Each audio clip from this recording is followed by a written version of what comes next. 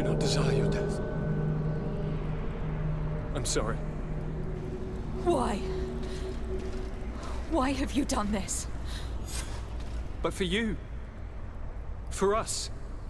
So that we may live free at last. This makes no sense. Constantine, it's madness. You don't understand because you're still attached to the old world. This old, dying world which, to survive, has betrayed, used, and manipulated us and would not have hesitated to kill us. Perhaps, but... I've seen death, cousin. And I understood the vanity of it all. My father's ruses just so he could earn more power. The political bowing and scraping to preserve corrupted nations. I have been offered unrivaled power, allowing me to get rid of this. To send the old world back to its inevitable death and to build something new here. Something unique. And this new world is my gift to you. You and I could be its new gods, the immortal and benevolent monarchs. He himself is the incarnation of the old world he is speaking of. He has its vices and its poison. For his own immortality, he's prepared to destroy everything around him, to break millennia of cycles. I implore you, flesh of my land, think of all the lives that will come to an end to feed his pride. Don't listen to this old god. He's like all the others, after all, clinging to life. All you have to do is to bind yourself here, with me. And we will be gods together, forever.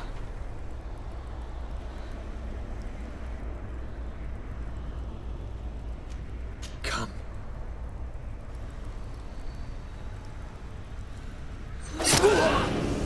Oh, what a shame.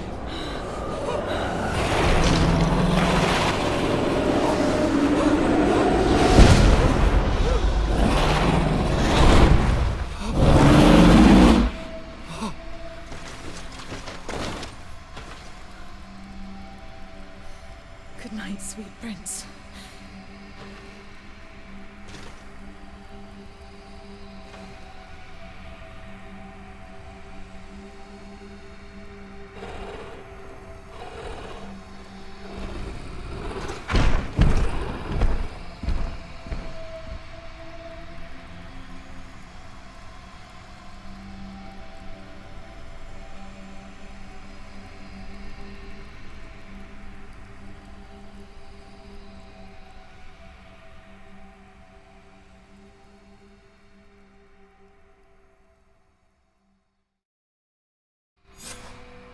After the fall of Constantine, my young student managed to establish stronger links between the old nations and the natives.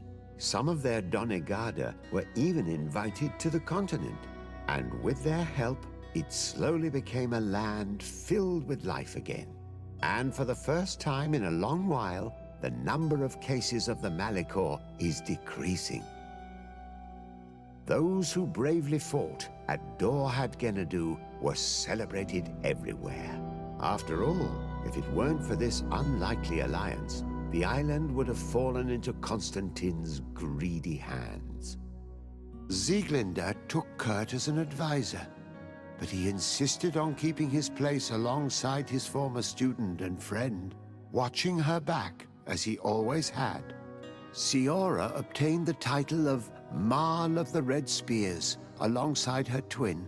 She leads them with wisdom, but often she still calls her Karants. Afra set aside her weapons and went back to her research on the native culture and flora of the island. It is said that she is even writing a book with the help of Dunkasi's clan when not visiting her friends. For his bravery, Vasco was awarded the rank of commander. He now travels the sea at the head of a whole fleet, but he often comes back to visit his sister-in-arms. Petrus's ambitions have finally been fulfilled. he obtained the much-coveted title of Cardinal. Despite the responsibilities implied by such a title, he still sometimes visits the one he calls his child. Her friendship with Renaigse helped Deirdre to overcome her reticence. She willfully accepted to follow the orders of her new High King. Dunkas and his people spent a lot of time with savants and theologians. Patiently, they shared their knowledge of the earth and learnt new techniques from one another, and in so doing, they restored balance between the New World and the Old. Following the investigations revealing the horrifying practices of Dr. Asili, the Alliance changed their methods and even appointed an ethics council to oversee the work of its scholars. The public revelations of St. Matthias's life led to a deep change in Teleme. The Ordo Luminis was dismantled for good, and the missionaries' purpose is now to establish dialogue rather than conversion. Aware that their culture of secrets would lead them to their demise, the Nords changed their methods. They welcomed numerous new recruits amongst them, notably natives. Under Sieglinder's control, the Guard returned to the honorable values that had made its reputation.